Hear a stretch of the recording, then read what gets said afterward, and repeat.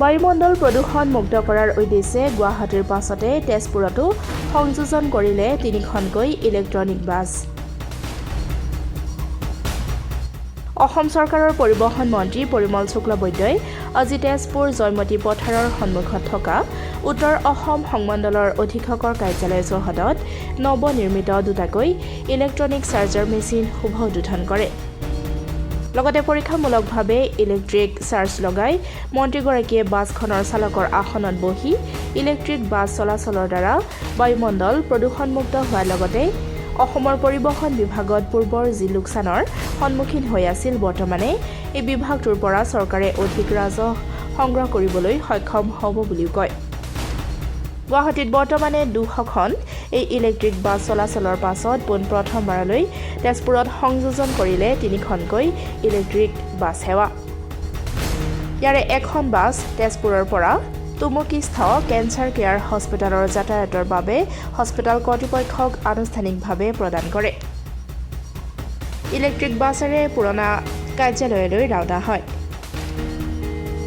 মন্ত্ৰীগৰাকীয়ে পুনৰ অসম ৰাজ্যিক পৰিবহণ নিগম সংমণ্ডলৰ নৱনিৰ্মিত অধীক্ষকৰ কাৰ্যালয়তো আনুষ্ঠানিকভাৱে মুকলি কৰে। সভাৰ অন্তত মন্ত্ৰীগৰাকীয়ে সমগ্ৰ অসমতে এনেধৰণৰ প্ৰদূষণমুক্ত যান বাহন চলাচলৰ বাবেও পৰিকল্পনা কৰা হৈছে বুলি সাংবাদিকক জানিবলৈ দিয়ে। এই অনুষ্ঠানত তেজপুৰস্থ টাটা কেঞ্চাৰ হস্পিটেলৰ অধীক্ষক ডাক্তৰ সঞ্জীৱ হাজৰিকাৰ লগতে পৰিবহণ বিভাগৰ বহুকেইগৰাকী উচ্চপদস্থ বিষয়াও উপস্থিত থাকে। গুৱাহাটীৰ পাছতে আমাৰ আৰু এটা ঠাইত আছে বিশ্বনাথ।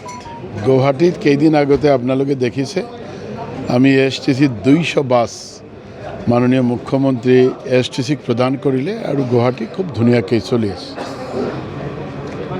মাজতে আমি আমাৰ বিশ্বনাথ জিলাত এটা বাছ চলি আছে। ঠিক তেনেকুৱা আজি তেজপুৰ আমাৰ ইয়াতে চাৰ্জিং ষ্টেচনেৰ আমি মুকলি কৰিলোঁ। ইয়াতে 3টা বাছৰ এই মুহূৰ্তত প্ৰভিশ্যন আছে। এই 3টা বাছৰ ভিতৰত এটা বাছ আমাৰ কেঞ্চাৰ কেয়াৰ হস্পিটেলত থাকিব ৰোগী অহা যোৱাৰ কাৰণে, যাতে প্ৰদূষণৰ শিকাৰ তেওঁলোক নহয় তাৰ কাৰণে কেঞ্চাৰ কেয়াৰ হস্পিটেলত এটা আৰু 2টা বাছ ইলেক্ট্ৰিক ভেহিকলছ 2টা আমাৰ তেজপুৰ ৰাইজৰ কাৰণে আজি মুকলি কৰি দিয়া হ'ল। মূলতঃ আপোনালোকে জ্ঞাত যে আমাৰ এই চৰকাৰ অহাৰ পাছতে মাননীয় মুখ্যমন্ত্ৰী ডক্টৰ হিমন্ত বিশ্ব শৰ্মা ডাঙৰীয়াই যাতে আমি বায়ুমণ্ডল প্ৰদূষণমুক্ত কৰিব পাৰোঁ তাৰ কাৰণে ইলেক্ট্ৰিক যান বাহন ব্যৱহাৰ কৰাৰ কাৰণে তেওঁ এটা প্ৰয়াস আৰম্ভ কৰি আছে। আৰু এই প্ৰয়াসৰ জৰিয়তেই আমি আজি এছটিচিক আমি বিচাৰিছোঁ যে লাহে লাহে আমি যাতে আমি ইলেক্ট্ৰিকে কনভাৰ্ট কৰিব পাৰোঁ। ইলেক্ট্ৰিকে কনভাৰ্ট কৰিলে বায়ুমণ্ডল যিটো আমাৰ প্ৰদূষিত হয় পেট্ৰল, ডিজেল, CNG ইত্যাদি ব্যৱহাৰ কৰি, তো আমি ইলেক্ট্ৰিক হ'লে যিকোনো যান বাহনে এটা জিৰ' পলিউশ্যন হয়। যে এই ক্ষেত্ৰত আমাৰ অটোমোবাইল সেক্টৰে যিসকলে গাড়ী বনাই আছে বা যোগাযোগ ব্যৱস্থাত থকা যান বাহন বনাই আছে তেওঁলোকেও প্ৰচণ্ডভাৱে প্ৰয়াস কৰি আছে। আজি আপোনালোকে চাব পাৰে গৈ টাটাই ধুনীয়া বাছ আমাৰ ইয়াতে দিলে, এছটিচিত দিছে। আৰু প্ৰতিদিনেই ক'ব পাৰোঁ যে নতুন নতুন ইনভেনশ্যন লৈ তেওঁলোক আহিছে। আৰু আমাৰ এটা প্ৰয়াস আছে যে আমি যাতে এই ইলেক্ট্ৰিকেৰ জৰিয়তে আমি গাড়ী যোগাযোগ ব্যৱস্থাত আমি যান বাহন চলাব পাৰোঁ। এই ক্ষেত্ৰত আমি পাৱাৰ ষ্টেচন নিৰ্মাণৰ কাৰণেও আমি টাটা পাৱাৰৰ লগতে আমি এগ্ৰিমেণ্ট কৰিছোঁ।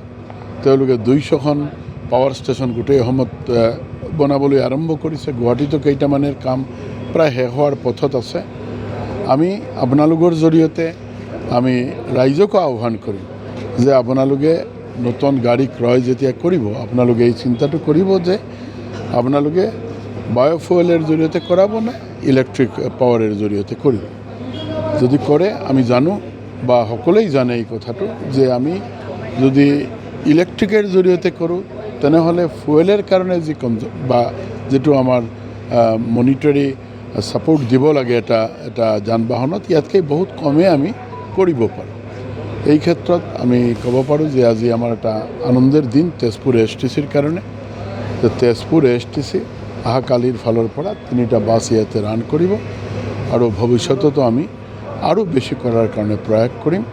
আমি এই ক্ষেত্ৰত আমাৰ ASTCৰ যিসকল ইয়াতে উপস্থিত আছে আৰু লগতে আমাৰ DC ইনচাৰ্জ মহোদয় আছে, আগৰিয়াল ডাঙৰীয়া আছে আৰু আমি ডিৰেক্টৰ কেঞ্চাৰ কেয়াৰ হস্পিটেলৰ তেওঁ ইয়াতে উপস্থিত আছিল আৰু আমি সকলোৱে মিলি ইয়াৰ পাৱাৰ ষ্টেচনটো আমি মুকলি কৰিলোঁ আৰু 3টা বাছ আজিৰ পৰা ইয়াতে আৰম্ভণি হ'ব।